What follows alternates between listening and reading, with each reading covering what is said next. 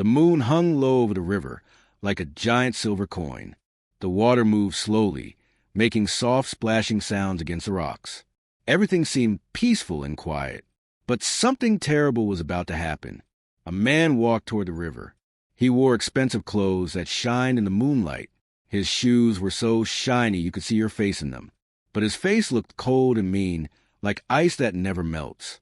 In his hands, he carried a basket. It was wrapped in red cloth, and from inside that basket came the sound of crying. Not just one baby crying. 2 babies. Twins. The man's hands shook as he held the basket. "I cannot keep you," he whispered to the crying babies. "You are not like me.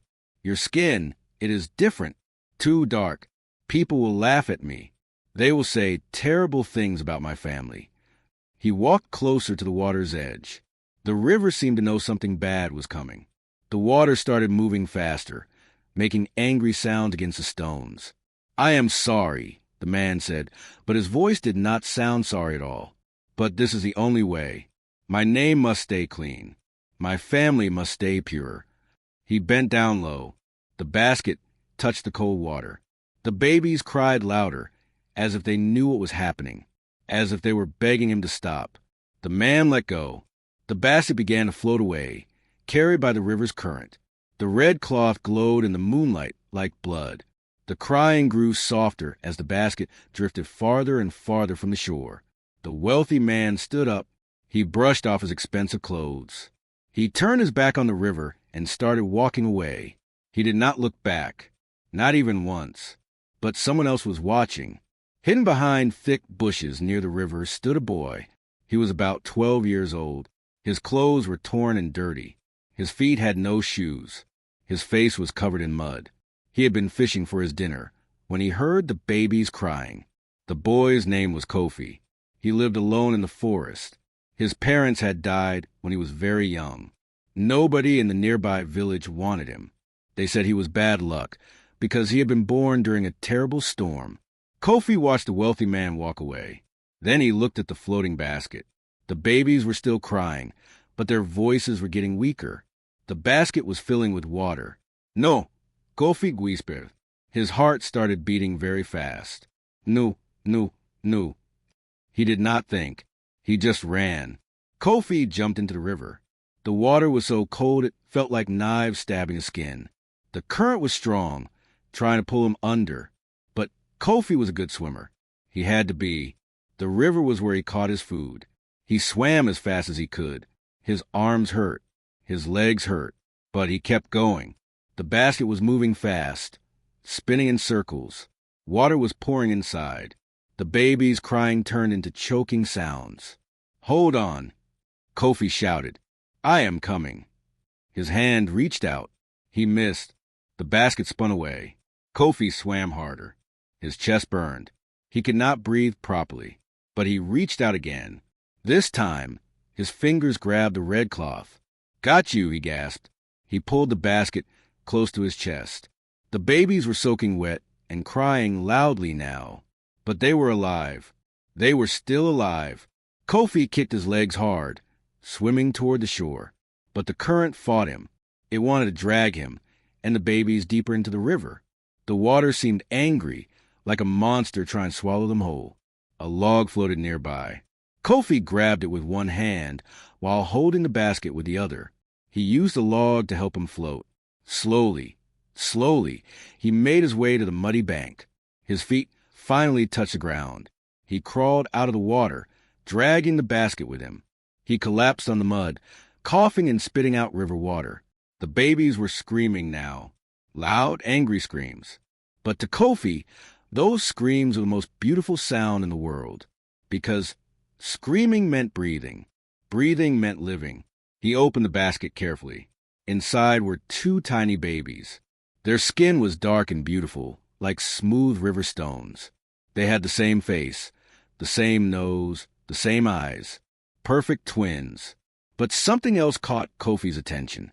On each baby's left shoulder was a mark. It looked like a star with 7 points. The marks glowed softly in the moonlight, like they were made of light instead of skin. "What are you?" Kofi whispered, touching one of the marks gently. The mark felt warm. As soon as his finger touched it, Kofi felt something strange rush through his body. Power. Energy. Like lightning running through his blood. He pulled his hand back quickly, scared. That was when he heard footsteps. Kofi looked up. The wealthy man was running back toward the river. He must have heard the babies crying. He must have realized they were still alive. "You!" the man shouted, pointing at Kofi. His face was twisted with anger. "What have you done?" "Give them back." Kofi's eyes went wide with fear. He grabbed the basket and started running. "Stop!" the man screamed. "Those babies are mine. You are stealing from me." But Kofi did not stop. He ran into the forest, holding the basket tight against his chest. The babies bounced with each step, but he was careful not to drop them. Behind him, he could hear the wealthy man crashing through the bushes. The man was bigger and stronger, but Kofi knew the forest. This was his home. He ran past trees he recognized. He jumped over roots and rocks he had memorized. He took a secret path that only he knew about. The wealthy man's shouting grew quieter. Kofi was getting away. But then he heard something that made his blood turn cold. Dogs barking. The man had brought hunting dogs, and they were coming fast. Kofi ran harder. His bare feet were bleeding. Thorns cut his legs. Branches hit his face. But he did not stop. He could not stop. The babies had stopped crying. They looked up at him with wide, dark eyes that seemed to trust him completely. "I will protect you," Kofi promised them, breathing hard. "I will not let him hurt you. I promise." He did not know why he made that promise. He did not know these babies. He had nothing. He was nobody. But something inside him said this was important. These twins were special, and they needed him. The dogs were getting closer. Kofi could hear their paws hitting the ground. He could hear them sniffing, tracking his scent. Ahead, he saw an old wooden bridge crossing a deep part of the river. The bridge was falling apart. Nobody used it anymore because it was too dangerous. Kofi ran onto the bridge. The wood creaked under his feet. Some boards were missing. He could see the dark water far below. He was halfway across when he heard the dogs burst out of the forest behind him. "There!" the wealthy man shouted. "On the bridge.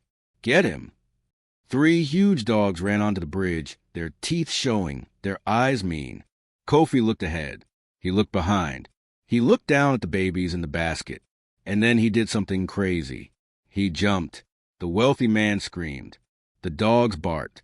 And Kofi, holding the basket tight, fell toward the rushing water below.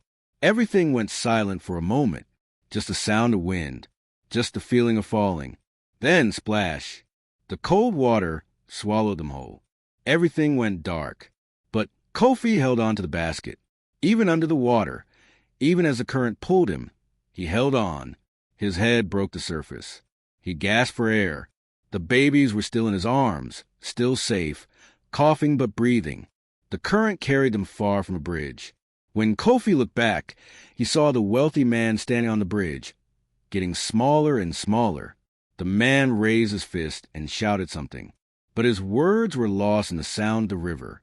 Kofi let the current carry him and the twins downstream. His body was tired. So tired, but he kept the basket above water. He kept the babies safe. Finally, after what felt like forever, he saw lights ahead. A village. People. Help. With his last bit of strength, Kofi swam toward the shore. His feet touched mud. He crawled forward, dragging the basket.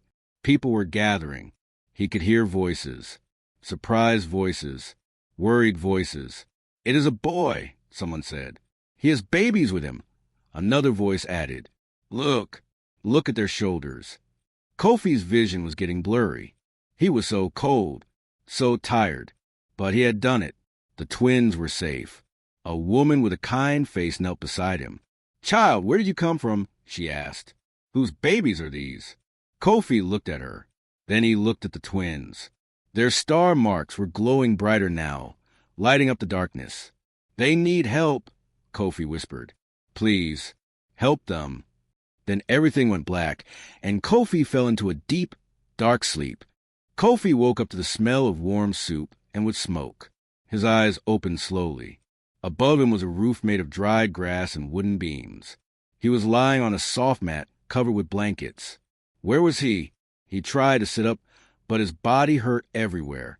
His arms felt like heavy stones. His legs burned with pain from all the cuts and scratches. "Do not move, child," a gentle voice said. "You need to rest." The kind woman from before appeared beside him. She held a wooden bowl filled with hot soup. Steam rose from it, making Kofi's stomach growl loudly.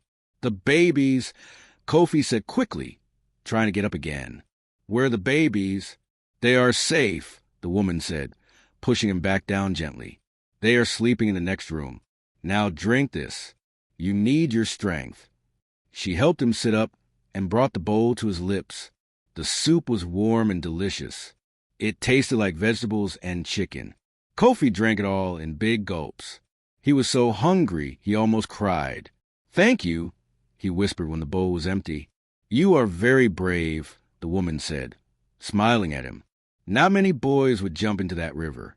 Not many would risk their life for babies they do not even know." Kofi looked down at his hands. They were covered in bandages. I had to save them. That man, he was going to let them drown. The woman's smile disappeared. Her face became serious and worried. "Yes, we need to talk about those babies, and about the marks on their shoulders." Before Kofi could ask what she meant, the door opened. An old man walked in. He had white hair and a long white beard. His eyes were sharp and intelligent, like an eagle's eyes. He walked with a wooden stick that made tapping sounds on the floor. "So you are awake," the old man said. His voice was deep and powerful. "Good. We have much to discuss." "Elder Osei," the woman said, bowing her head with respect. "The boy just woke up. He needs more rest." "There is no time for rest," the old man said. He sat down on a small wooden stool near Kofi. "Boy, what is your name?" "Kofi, sir." "And where did you find those babies, Kofi?"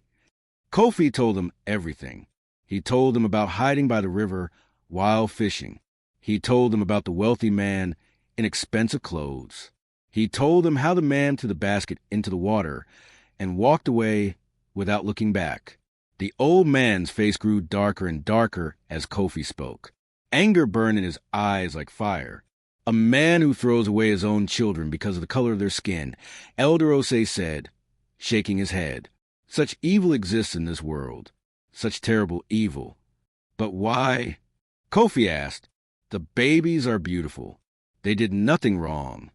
"Some people have hate in their hearts," the woman said sadly. "They judge others by their skin, by their appearance, instead of by their character. It is a sickness of the soul." Elder Osei stood up. "Come with me, boy. There is something you must see." Even though his body hurt, Kofi got up and followed the old man. The woman helped him walk. They went through a doorway covered by a cloth curtain. In the next room, the two babies were sleeping in a basket lined with soft cloth. They looked peaceful and warm. Their tiny chests moved up and down with each breath. "Look at their shoulders," Elder Osei said. Kofi knelt beside the basket. He gently pulled back the cloth covering one baby's shoulder. The 7-pointed star mark was still there, but now, in the daylight, he could see it more clearly. It was not just a mark. It looked like it was carved from pure gold. It glowed softly, pulsing like a heartbeat. "What is it?" Kofi whispered. "The Mark of Kings," Elder Osei said quietly. "I have only seen it once before, many, many years ago, when I was a young man." Kofi looked up at him. "What does it mean?" The old man sat down heavily, as if his legs were too tired to hold him. "There is an old prophecy, a story passed down for hundreds of years. It speaks of twins who will be born with the Mark of Kings. These twins will have great power, power to change the world, power to bring peace or bring war. These babies," Kofi asked, looking back at the sleeping twins. "They look so small and helpless. How could they have great power?" "The prophecy says the twins will come when the land is suffering," the woman added. "When people are divided by hate and fear, the twins will grow up to unite the people, or destroy them. Their choice will determine the future." Kofi felt cold fear creep up his spine. "But they are just babies." "Now, yes, Elder Osei said, "But they will grow, and as they grow, their power will grow. The mark proves they're the ones from the prophecy." Suddenly, voices came from outside. Loud, angry voices. People shouting. Elder Osei stood up quickly. "It has begun," he said grimly. "What has begun?" Kofi asked. "Fear," the old man answered. They went outside. The whole village had gathered. Men, women, and children stood in a big circle. They were all talking at once, pointing at the hut where Kofi and the babies were. "Those babies are cursed," one man shouted. "They will bring disaster to our village." "We should send them away," a woman cried, "before it is too late." "The prophecy speaks of blood and fire," another man added. "We want no part of it." Elder Osei raised his hand. Slowly, the crowd became quiet. "Listen to yourselves," the old man said, his voice booming. "You sound like the wealthy man who tried to drown these innocent babies. You judge them before they have even opened their eyes properly. You fear them because of a mark they were born with. But Elder," a young man said nervously, the prophecy speaks of choice." Elder Osei interrupted. "These twins can choose good or evil. Right now they're innocent. They have done nothing wrong. And I will not allow this village to turn its back on helpless babies." Some people looked ashamed. Others still looked scared. They whispered each other, their eyes darting toward the hut. That was when Kofi saw him. A stranger stood at the edge of the crowd. He wore a long, dark cloak with a hood that covered his face. He was very tall and very still, like a statue. Something about the stranger made Kofi's skin crawl. Something felt wrong, dangerous. The stranger started walking through the crowd. People moved out of his way quickly, as if afraid to touch him. He walked straight to Elder Osei and stopped. "I heard there were twins," the stranger said. His voice sounded like gravel scraping against stone. "Twins with special marks." "Who are you?" Elder Osei demanded. "What do you want?" The stranger pulled back his hood. His face was covered in scars. One of his eyes was white and blind. The other eye was dark and cold. "I am a hunter," the man said simply. "I have been searching for these twins for a very long time." "Searching?" the woman asked, her voice shaking. "But they were only born recently. How could you be searching for them?" The scarred man smiled, but it was not a nice smile. "The prophecy has been known for generations. There are those who want these twins to fulfill their destiny. And there are those who want to make sure they never grow up at all." Kofi felt his heart pounding. "You want to kill them?" The hunter looked at Kofi for the first time. "Smart boy." "Yes. I am paid very well to make sure these twins never reach adulthood. Nothing personal. Just business." Elder Osei stepped forward, placing himself between the hunter and the hut. "You will not touch those children. Not while I draw breath." The hunter laughed. It was a cold, cruel sound. "Old man, you cannot stop what is coming. I am not alone. Others are coming. Powerful people who fear what these twins might become. They have money. They have soldiers. They have magic. Then we will fight." Elder Osei said firmly. "You will die," the hunter replied. "And so will everyone in this village who tries to protect them." The crowd began murmuring again. Fear spread through them like wildfire. Some people started backing away. Others looked at the hut with new eyes. Eyes that said, "Maybe the babies should leave."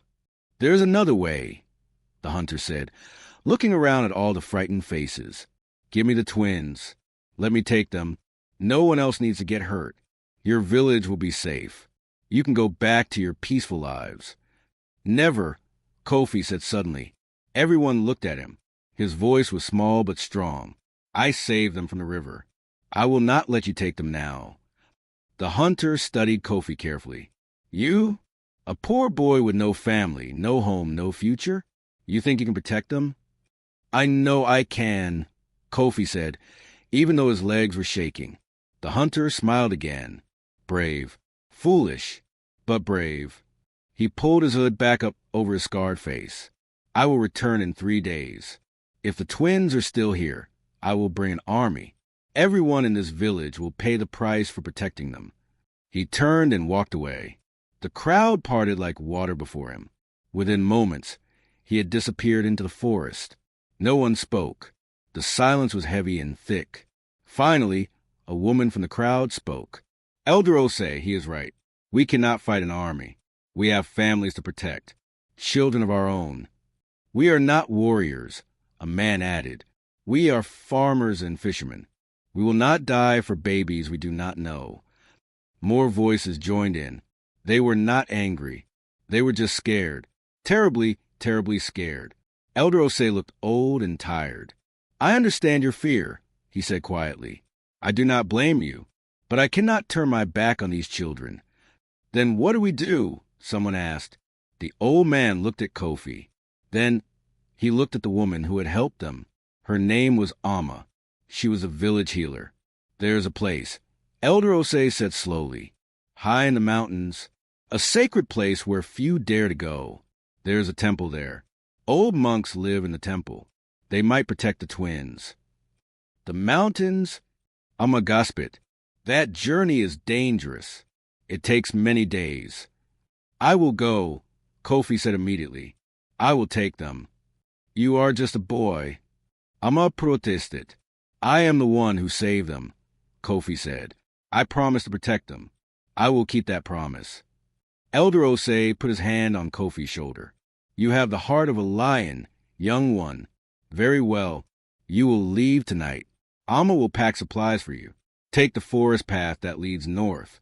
Follow the river until you reach the old stone bridge. Cross it and continue into the mountains. The temple is at the very top, where the clouds touch the earth. 3 days, Amma said nervously. The hunter said 3 days. Can the boy reach the temple in time? He must. Elder Osei said. It is the only way. That evening, as the sun began to set, Kofi prepared to leave. Amma gave him a backpack filled with food, water, blankets, and supplies for the babies.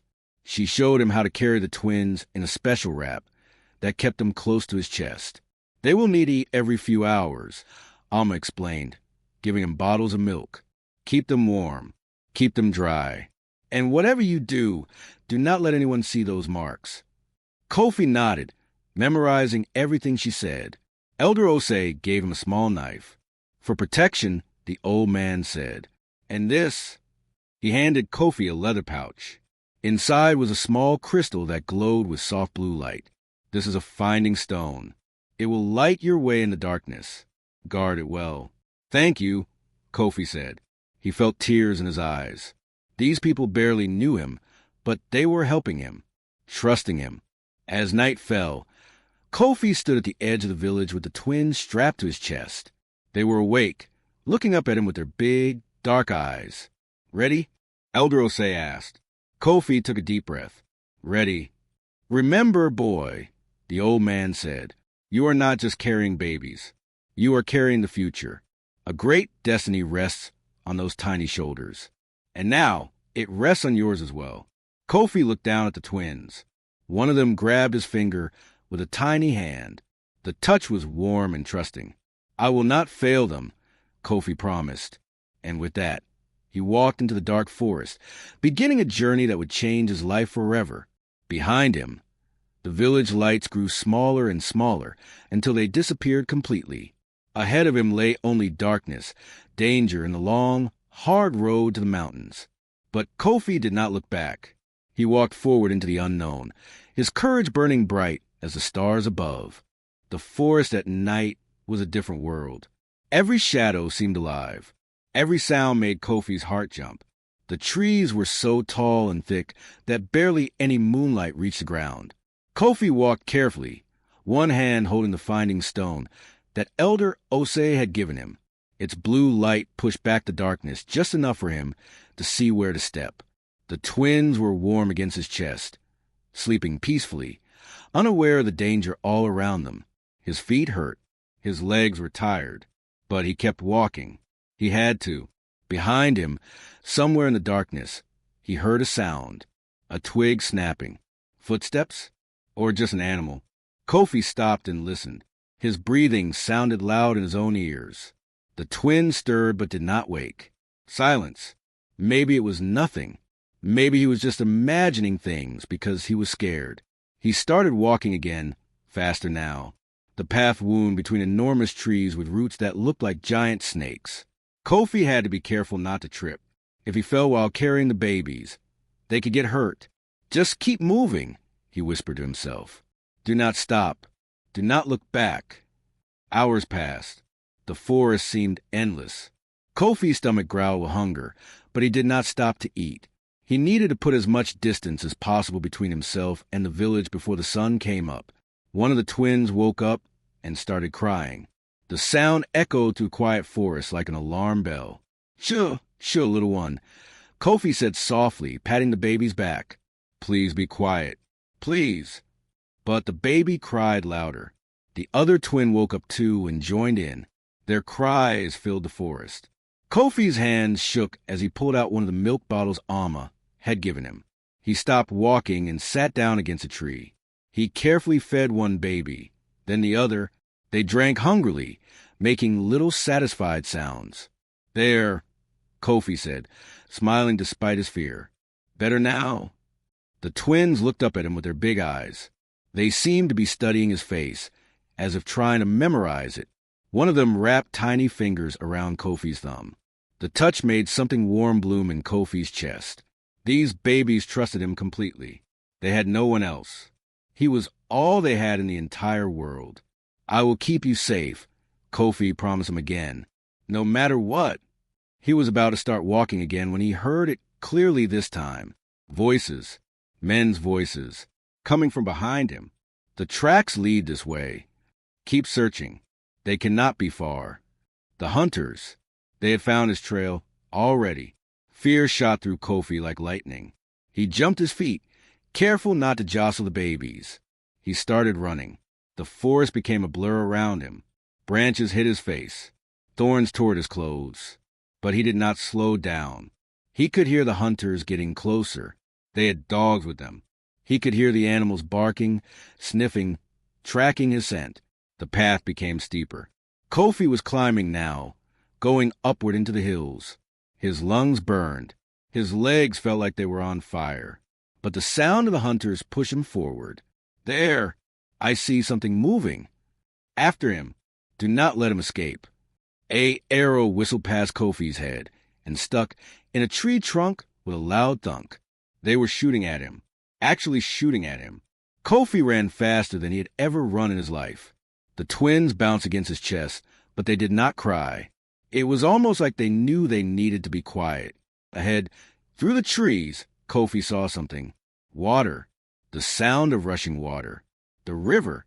He had reached the river that Elder Osei told him about. He burst out of the trees and found himself standing at the edge of a canyon. Far below, white water crashed over rocks. And spanning the canyon was an old stone bridge.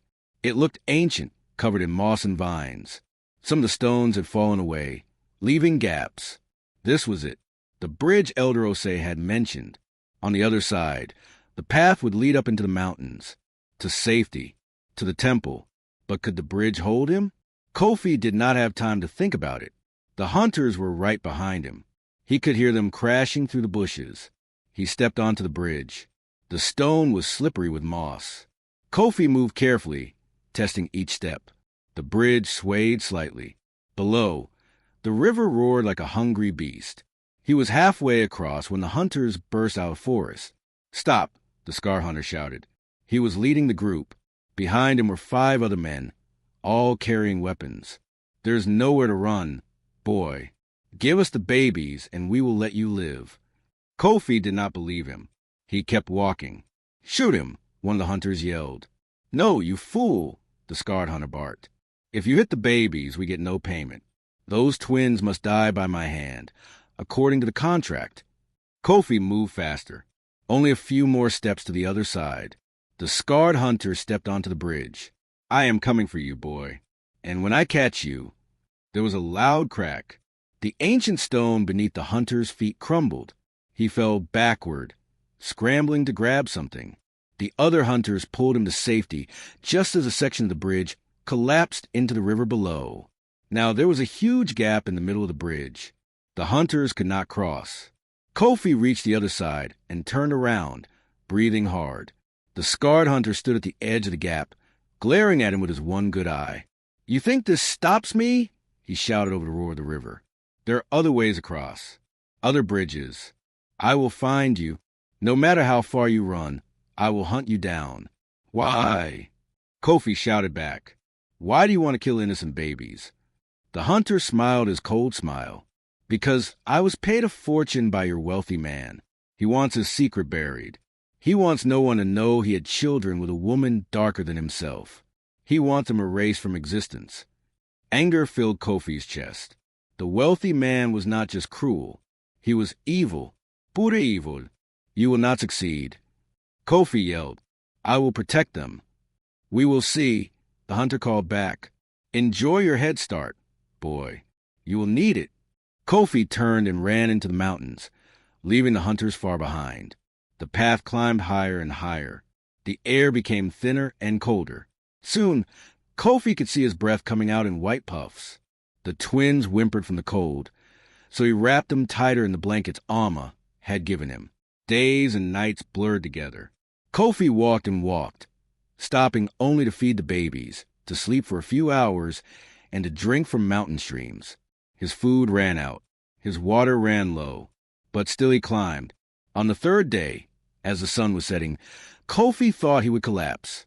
His body had nothing left to give. His vision was blurry. His hands were numb from the cold. But then he saw it. At the very top of the mountain, where the clouds touched the earth, stood a temple. It was made of white stone that glowed in the dying sunlight. Prayer flags in red, yellow, and blue fluttered in the wind. The sound of bells rang out, pure and clear. "We made it," Kofi whispered to the twins. Tears ran down his face. "We actually made it." With his last bit of strength, he climbed the final stone steps leading to the temple's gates. They were enormous wooden doors carved with symbols Kofi did not understand. He raised his hand and knocked. The sound echoed. For a moment, nothing happened. Then slowly, the doors began to open. An old monk stood there. He wore orange robes and had a completely bald head. His face was kind and peaceful. He looked at Kofi, then at the sleeping twins. "We have been expecting you," the monk said gently. "The prophecy spoke of your coming. Enter, young guardian. You and the children are safe now." Kofi stumbled through the doorway. More monks appeared, helping him, taking the twins carefully, bringing warm blankets and hot tea. "The hunters," Kofi said weakly. "They are coming. They want to kill." "We know," the old monk said. "Do not fear. This temple has stood for 1,000 years. It has protections older than memory itself. The hunters cannot enter here. You have done your part, brave one. Now rest. Let us care for the children." As monks took the twins to clean them and feed them, Kofi felt his body finally give up. He collapsed onto a soft mat, and before he could say another word, sleep claimed him. He dreamed of the river, of the wealthy man's cold face, of the scar hunter's threats. But in his dreams, the twins grew up strong and kind. They grew up to be leaders who brought people together instead of tearing them apart.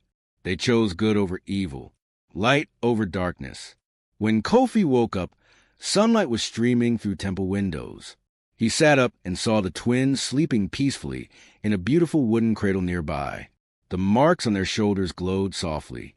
The old monk was sitting beside them, watching over them like a grandfather. "How long did I sleep?" Kofi asked. 2 days. The monk replied with a smile. "Your body needed to heal. You pushed yourself beyond normal limits." "And the hunters?" "They came yesterday. They demanded we give them the children. When we refused, they tried to force their way in. But the temple's protections threw them back. They cannot harm anyone within these walls." Kofi felt relief wash over him like warm water. "What happens now?" he asked. The monk looked at the twins. "Now we raise them. We teach them. We show them the way of peace and wisdom. When they are old enough, they will choose their own path. We cannot force them to be good. We can only give them the tools to make the right choices." "Can I stay?" Kofi asked suddenly. "Can I help raise them?" The monk's eyes twinkled. "You wish to stay? You could return to your life. You have done more than anyone could ask." I have no life to return to, Kofi said honestly. The forest was my home because I had nowhere else. But here I can be useful. I can help protect them. Make sure they grow up knowing they are loved. The old monk smiled warmly. Then you shall stay. Every child needs family. And you, brave Kofi, are now their brother, their protector, their family. Kofi looked at the sleeping twins. They looked so peaceful, so innocent. It was hard to believe they carried such powerful destiny on their tiny shoulders. But Kofi had learned something important during his journey. Destiny is not about where you start. It is about the choices you make. The wealthy man chose hate. The hunter chose greed. The village chose fear. But Kofi chose love. He chose to save instead of abandon, to protect instead of destroy, to hope instead of despair. And maybe that was the real prophecy all along.